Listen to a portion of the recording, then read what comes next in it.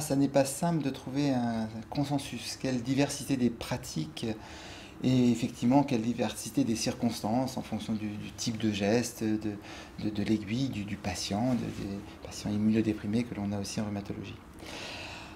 Alors, je crois que d'abord, il faut essayer d'avoir des principes raisonnés et raisonnables. C'est-à-dire que entre l'augmentation de ces principes de précaution qui aboutissent à des asepsies de type chirurgical, et puis le simple geste avec on passe un coup d'alcool et on pique, il y a peut-être un juste milieu, un juste consensus à trouver entre nous, et on va pouvoir en discuter tous les trois.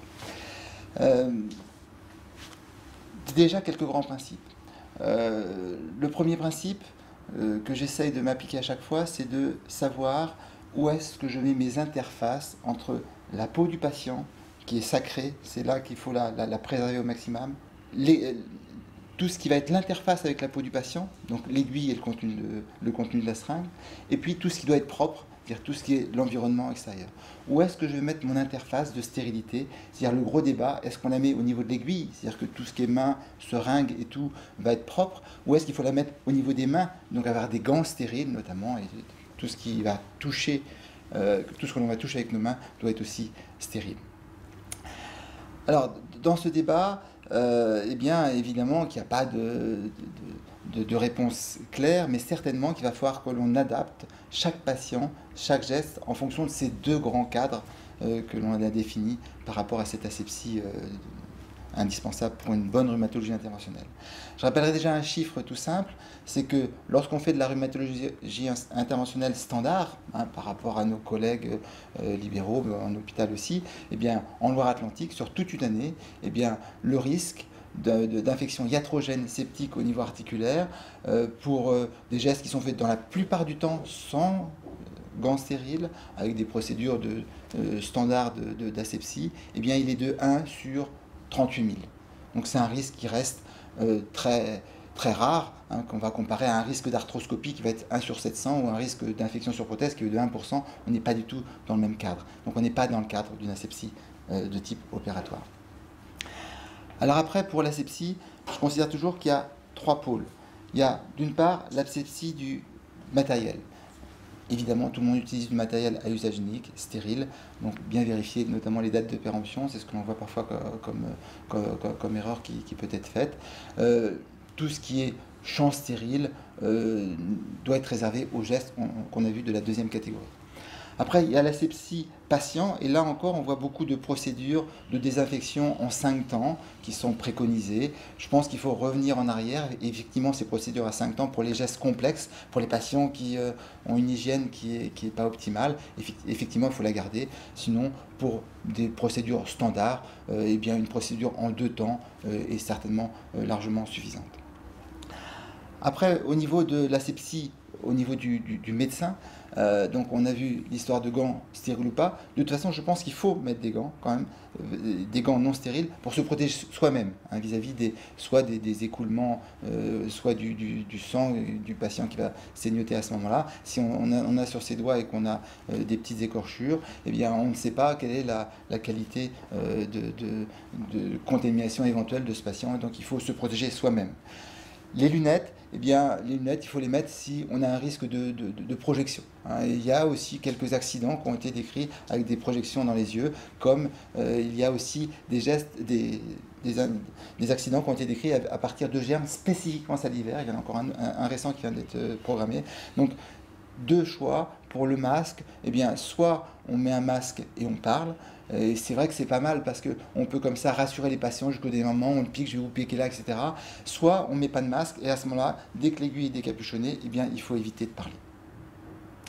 Jean-Gérard, qu'est-ce que tu penses de ces principes, de ces différentes méthodes que l'on puisse appliquer par rapport à quelqu'un qui a une pratique très libérale aussi? Oui, moi j'ai les 2 pratiques, effectivement, libérale et hospitalière. Yves, j'aime bien cette idée que tu présentes, qu'il y a le poids de l'histoire, le poids des systèmes, à la fois des chirurgiens et puis des hygiénistes, qui fait que le niveau d'exigence a peut-être été trop élevé et pas adapté à ce que nous on fait en rhumatologie interventionnelle, et qu'il faut apporter des arguments pour réfléchir à baisser ce niveau d'exigence, à l'adapter à ce qu'on fait. Quand on fait des gestes habituels et qu'il n'y a pas de complications particulières, effectivement, les 2 temps de lavage, c'est suffisant, le respect des règles, c'est suffisant. Et réfléchir, chaque fois se demander pourquoi est-ce que je fais ce que je fais, quels sont les arguments, et pas hésiter lorsqu'il y a des situations particulières, compliquées, comme tu disais, soit parce que le patient est fragile, soit parce qu'il a des risques infectieux supérieurs, quels qu'ils soient, soit parce que les conditions environnantes sont aussi plus dangereuses. Il arrive des situations où les risques d'infection nosocomiale, par exemple, sont plus importantes. À ce moment, il faut peut-être élever le risque, ou parce que c'est une articulation profonde, ou parce que c'est un rachis. Mais dans toutes les autres situations, avoir effectivement un niveau simple, et où les gants, les lunettes, c'est plutôt pour protéger le médecin. Il n'y a pas besoin de blouse, il n'y a pas forcément besoin de champ, il n'y a pas besoin de calot, que ce soit à l'hôpital ou en libéral, à mon avis, c'est la même réflexion et le même niveau d'exigence. En complément de ce que vient de dire le docteur Jean-Gérard Bloch, je dirais qu'à l'hôpital, on a des contraintes de par le CLIN qui sont peut-être un peu différentes de celles qu'on peut rencontrer en cabinet libéral. Et d'autre part, on s'occupe de patients potentiellement immunodéprimés ou sceptiques, à haut risque.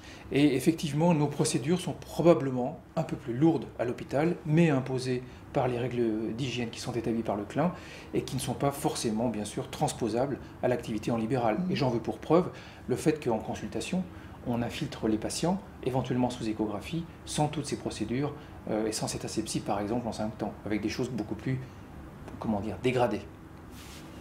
Il est clair que on a plutôt tendance, pour se protéger, pour l'asepsie, d'en rajouter toujours plusieurs couches, hein, de asepsie de ci, de ça, etc., telle précaution.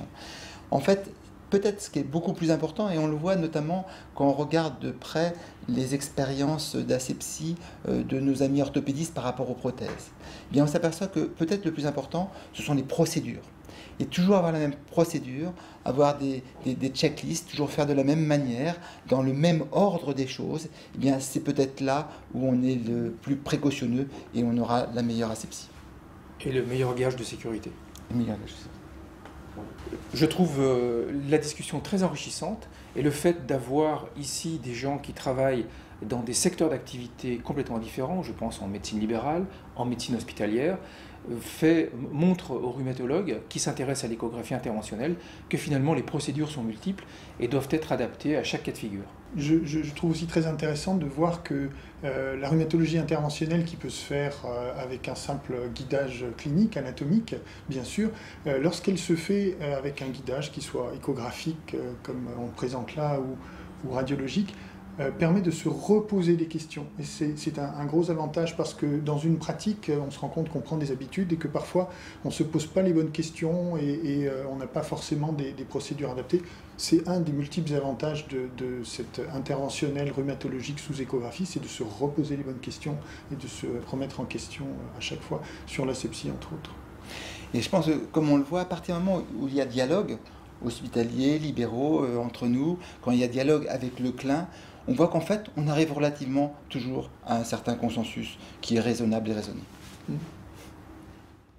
Vous avez sur cette table un exemple de procédure utilisée dans un cadre hospitalier avec des mesures qualifiées de lourdes imposées par le CLIN.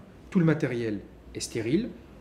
Dans un cabinet libéral, on peut bien sûr alléger cette procédure, notamment en ce qui concerne le port de gants stériles, en ce qui concerne l'utilisation d'un champ stérile ou encore d'une housse de protection stérile pour la sonde. Avant de vous lancer dans votre geste éco-guidé proprement dit, il faut au préalable préparer votre matériel. Par exemple, désadapter les aiguilles de leur capuchon plastique de façon à ce que, quand vous allez débuter votre geste, une main soit consacrée à la sonde et l'autre main soit consacrée à la prise de votre aiguille. Si vous n'avez pas fait ça au préalable, vous allez vous retrouver gêné.